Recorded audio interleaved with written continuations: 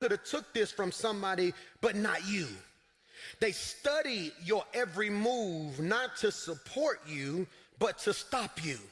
What does that teach me, Pastor Mike? That they choose surveillance over celebration. See, this is why you got to be careful, because there are people who watch your every move, watch your every win, watch all of your posts, but don't like nothing. It's because they choose not to cheer, but to strategize. And the question you are asking yourself is, if you don't like me, why do you still follow me? It's because even your enemies understand that the favor on your life is so crazy, I don't want to miss nothing. I'm preaching to 3 of y'all already. There are people in your life who aren't in love with your potential, they're obsessed with your position. Do I need to say that again? There are people in your life who aren't in love with your potential, they are obsessed with your position. And when people, Michael, can't occupy your seat, they'll start plotting to pull the whole table down. I'm gonna say that again. When people can't occupy your seat, they will plot to pull the whole table down. This is why you have to be careful of people who celebrate but secretly want to be you. Because I've discovered that when you have a ninja in your life who is not comfortable winning with you, they want to win like you or better than you, they will try to pull you down from where God is elevating you to. They don't clap, they copy. Imitation isn't always flattery. They don't repost your wins, but will repurpose your work. They borrow your brilliance while secretly hoping that you burn out.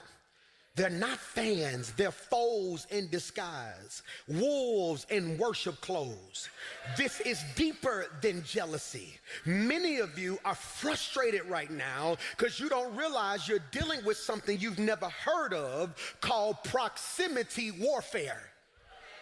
It's called proximity warfare. Proximity warfare is when your enemy doesn't show up as a hater, but a helper. Michael, it's when your enemy doesn't show up as a hater, but a helper. Proximity warfare is when the attack doesn't come from a distance. It comes from someone close enough to touch you, know you, wound you subtly. It is not warfare from the outside. It is, Michael, warfare from within your circle. This would be Judas, Delilah, Absalom. It's not about the strength of their strike. It's about the closeness of their source. And I came to submit and suggest to you that the most dangerous wounds come from close range. Do I need to say that again? Some of the most dangerous wounds come from close range. This is why in Psalms 55, 12 and 14, David said, "It is not the enemy who taunts me. I can bear that. It is not my foes who so arrogantly insult me. I can bear that." That could have been hidden from them.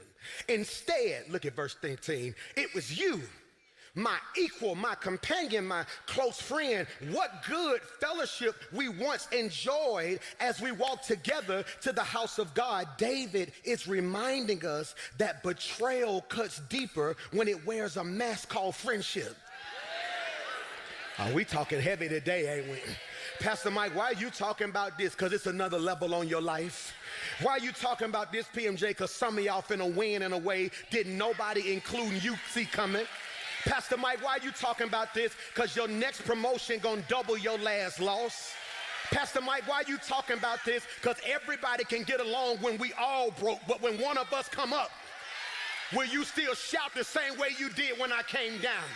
And sometimes God sends you a word before you in it so he can prepare you for it once you get in it, so you can be better than you ever been when you come out of.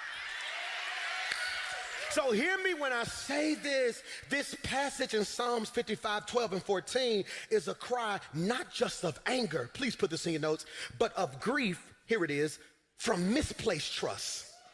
Oh, that's crazy. It is grief from misplaced trust. It's not always about them being evil. Sometimes it's about you expecting covenant and a connection God never co-signed.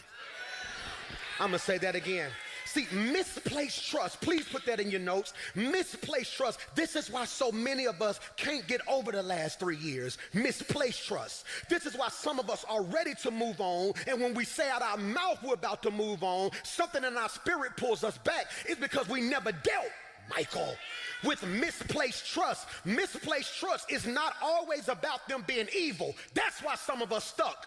We are stuck because the person who hurt us, they're not evil.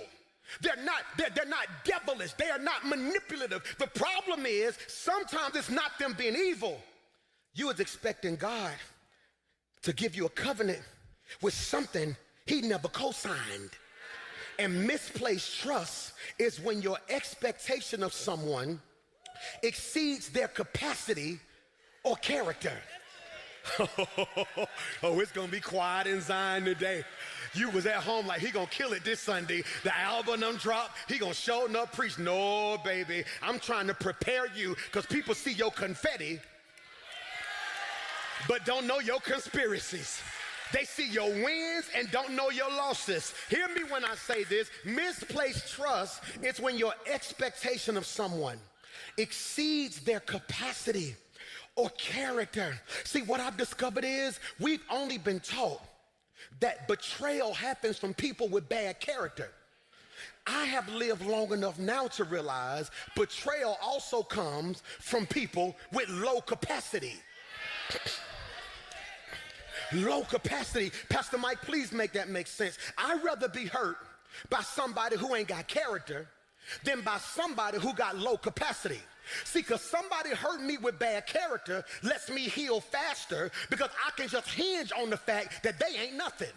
But when somebody who's good to me and somebody who's fun to be around and somebody who I can kick it with hurts me, it's not because they were evil. It was because they had low capacity. Okay, you don't know what that means yet, okay?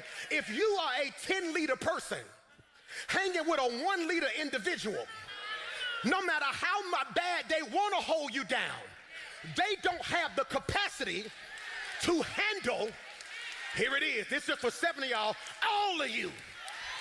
I gotta go.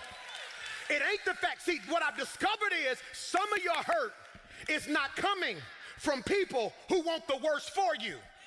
Your hurt is coming from ninjas who were trying to hold you down, but they can't handle the totality of who you are. I'm gonna say this, and only 3 of y'all gonna receive it. I woke up this morning and realized sometimes I'm just too much for certain people.